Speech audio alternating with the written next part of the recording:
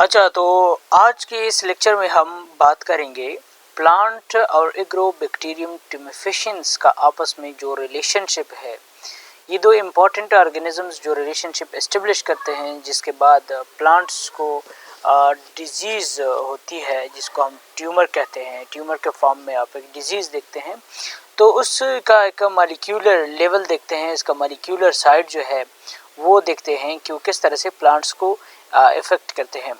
ये जो आप देख रहे हैं इस साइड पे, ये हमारे पास है प्लांट सेल, और दूसरी साइड पे आप जो है देख रहे हैं ये हमारे पास है एग्रोबैक्टीरियम ट्यूमेफिशियंस का सेल। आमतौर पर ये होता है कि जब प्लांट सेल कभी इसको किसी जगह वंड होता है, वंड्स के बाद क्या होते हैं कि किसी यानी सादा अल्फाज में प्लांट सेल डैमेज हो जाते हैं। तो डैमेज होने के बाद वो कुछ मॉलिक्यूल्स रिलीज़ करते हैं, जिस तरह के आप यहाँ पे देख रहे हैं।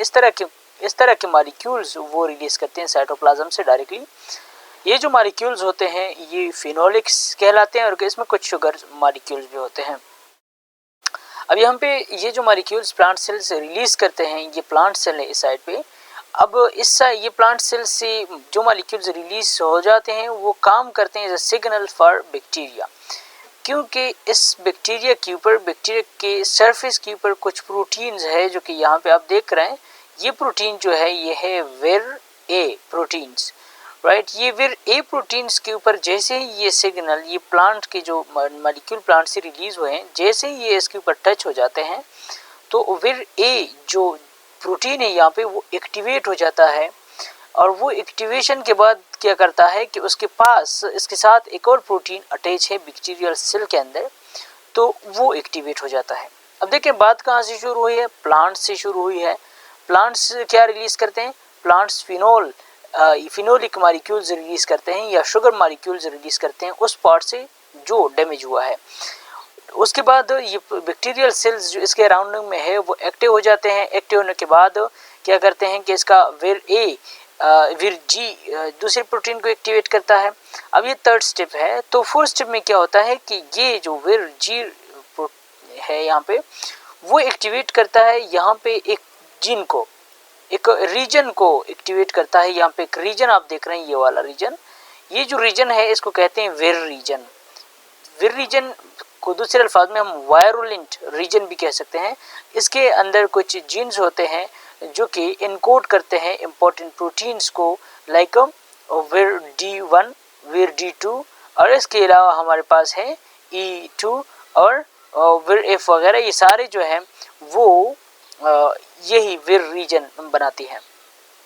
क्या होता है कि विर रीजन जो एक्टिवेट हो जाता है विर जी से, तो इसके बाद ये सारे जो मॉलिक्यूल्स हैं विर D1, विर D2 वो बना लेता है। वो प्रोटीन जहाँ पे बनने के बाद क्या होते हैं कि यहाँ से सीधा वो आ जाते हैं दूसरी साइड पे। ये जो आप देख रहे हैं यहाँ पे बेसिकली ये कहलाता है tDNA। क्या कहलाता है, ये रीजन कहलाता है tDNA। तो ये जो हमारे पास ये जो प्रोटीन्स है बेसिकली जो यहाँ पे बन जाते हैं, वो प्रोटीन सीधा आ जाते हैं यहाँ पे। यहाँ पे आने के बाद क्या होता है कि यहाँ पे मौजूद जो जीन्स है वो यहाँ से रिलीज़ हो जाते हैं। डीएनए का एक सेगमेंट यहाँ से रिलीज़ हो जाता है। जैसे ही ये सेगमेंट ही रिलीज़ होता है, यहाँ पे आप इस सेगमेंट को देख रहे हैं, इस सेगमेंट को आप नोटिस कर रहे हैं, ये हमारे पास वो सेगमेंट है जो कि D1, D2 की मदद से यहाँ से रिलीज़ हुआ है। याद रहे कि ये D1, D2 जो है ये बेसिकली यहाँ से इन जीन्स ने बनाया हुआ है, ठीक है। तो ये जो डीएनए का सेगमेंट है, डीएनए का जो कुछ जीन्स पर मुश्तमिल रीजन है जिसको हम tDNA कहते हैं, वो यहाँ से रिलीज होने के बाद इसके साथ विर D2 जो है वो इसके साथ अटैच हो जाता है। ये अब हमारे पास क्या है, ये जो सीक्वेंस आप देख रहे हैं ये डीएनए है, इसके एंड के ऊपर क्या अटैच है, इसकी एंड में हमारे पास विर D2 अटैच है। विर D2 और विर E की मदद से ये यहाँ से स्टार्ट हो जाता है। यहाँ से आने के बाद क्या होता है कि नेक्स्ट विर बी, D4 और कुछ इसके अलावा दूसरी प्रोटीन्स है, इनकी मदद से क्या बनाते हैं, एक चैनल्स बन जाता है। यहाँ पे एक चैनल, ये चैनल जो होता है बेसिकली ये वो चैनल होता है जिसके ज़रिए अब ये जो बैक्टीरियल डीएनए है ये मूवमेंट करेगा from bacterial cell to plant cell, ठीक है। अब यहाँ पे जो टी डीएनए है बेसिकली इसको ट्रांसफ़र करने के लिए जितनी भी दूसरी प्रोटीन्स है, विर E2 है, यहाँ पे विर F है, या यहाँ पे विर B देखते हैं, D4 है, T4 SSS चैन वगैरह है, ये सारे जो है विर रीजन्स ने बनाए हैं। विर रीजन ने ये प्रोटीन्स बना के अब क्या करते हैं, इस डीएनए को ट्रांसफ़र करने में हेल्प करते हैं। यहाँ पे ये जो चैनल है इसको चैनल ऑपरेटर्स कहते हैं। चैनल अपरेटस बन जाता है। अब यहाँ पे आप देख सकते हैं कि हमारा जो डीएनए था बेसिकली वो प्लांट सेल के अंदर ट्रांसफ़र हुआ है। यहाँ पे जब ट्रांसफ़र हो जाता है तो ट्रांसफ़र होने के बाद इसके साथ भी अभी भी वो विर D2 अटैच है, विर D2 अटैच अभी भी है। तो इसी की मदद से क्या होता है कि मज़ीद आगे अगर आप देखें, आगे यहाँ से ये जो है सीधा न्यूक्लियर पोर के ज़रिए ये ट्रांसफ़र हो जाते हैं इनटू न्यूक्लियस। यहाँ पे एक इम्पॉर्टेंट चीज़ है कि कुछ E2 जो है और इसके साथ साथ बैक्टीरिया का जो दूसरी मतलब एक हमारे पास है E2 और दूसरी साइड पे क्या है, दूसरी साइड पे है B और D2। ये सारे इसके साथ तो होते हैं, सारे प्रोटीन से डीएनए के साथ होते हैं ताकि इसको प्लांट सेल के न्यूक्लियस एंजाइम से आसानी से बचाया जा सके।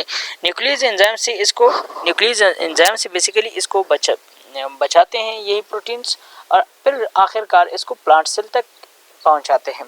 प्लांट सेल्स में क्या होते हैं कि ये जो डीएनए है अभी न्यूक्लियस तक पहुंचने के बाद क्या होता है कि यहाँ पे जो प्लांट का अपना डीएनए है उस डीएनए के साथ ये इंटीग्रेट हो जाता है, आसानी से इंटीग्रेट हो जाता है। इंटीग्रेशन के बाद यहाँ पे आप देख सकते हैं ये जैसे जब भी प्लांट्स की जीन्स एक्टिव होंगे, जब भी प्लांट्स की जीन्स एक्सप्रेस होंगे तो ये भी उसी के साथ क्या होंगे, एक्सप्रेस होंगे। ठीक है, अब यहाँ पे कुछ रिसेप्टर्स दिए हुए हैं कि ये वो रिसेप्टर्स है जिसके ज़रिए दो सेल्स सबसे पहले स्टेप्स में अटैच हो जाते हैं।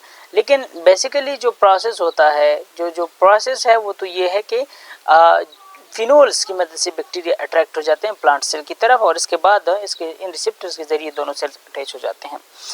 जब प्लांट्स के अंदर ये जीन आ जाता है, टी डीएनए आ जाता है, तो टी डीएनए क्या करता है, टी डीएनए को अगर आप देखें स्ट्रक्चर इसका देखें, इसके स्ट्रक्चर में 3 रीजन होते हैं। ठीक है, 3-4 रीजन इंपॉर्टेंट रीजन होते हैं। एक बनाता है ऑक्सीन को, ये हमारे पास फॉर एग्जांपल ऑक्सीन वाला रीजन है। दूसरी साइड पे आपको हमारे पास है साइटोकाइनिन वाला रीजन, जो साइटोकाइनिन वाला जीन है।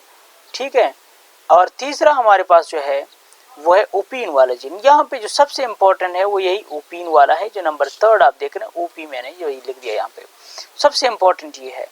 तो ये जब प्लांट सेल के अंदर चला जाता है वहाँ पे एक्सप्रेस होने के बाद बहुत सारे साइटोकाइनिन भी बनते हैं, बहुत सारे ऑक्सीन भी बनते हैं और बहुत सारे ओपीन भी बनते हैं।